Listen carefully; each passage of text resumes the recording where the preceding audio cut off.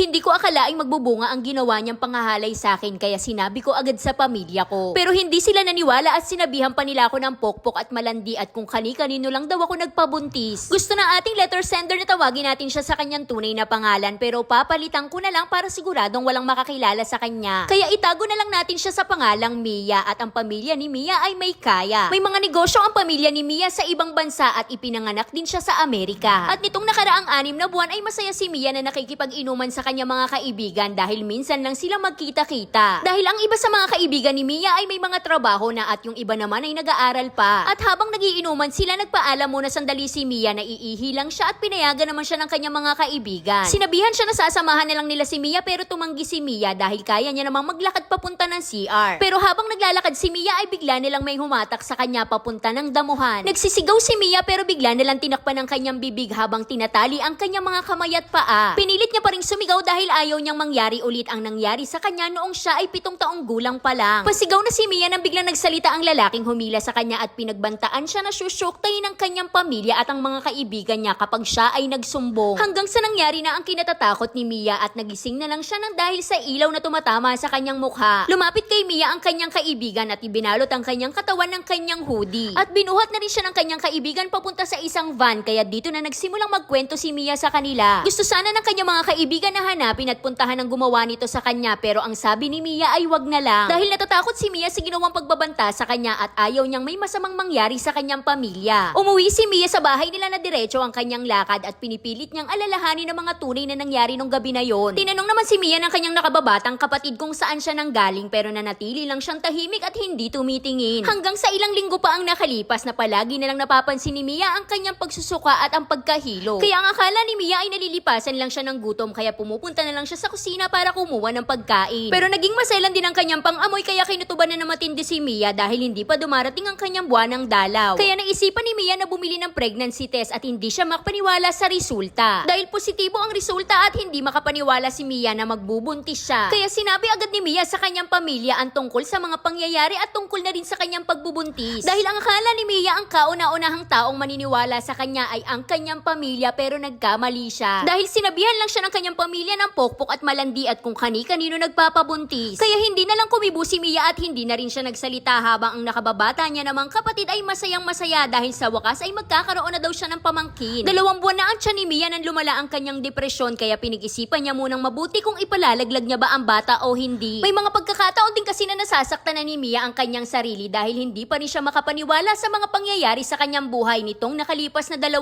buwan. Nitong nakaraang November ay 5 buwan na po sana ang pinagbubuntis ko pero dahil naging pabaya ako ay bigla na lang siyang nawala. At ang letter sender na lang din natin ang magbibigay ng aral at mensahe tungkol sa kanyang kwento. Sa mga kababaihang katulad ko, sana wag kayong mawalan ng pag-asa sa buhay. Alam kong hindi lang ako ang nakakaranas ng ganito. Pero sana kung ang pamilya nyo ay hindi kayo pinaniniwalaan, dapat maging matatag kayo para sa sarili nyo. Huwag na wag po tayong mawawalan ng pag-asa sa buhay. Kaya hanggang dito na lang, Ate Charis!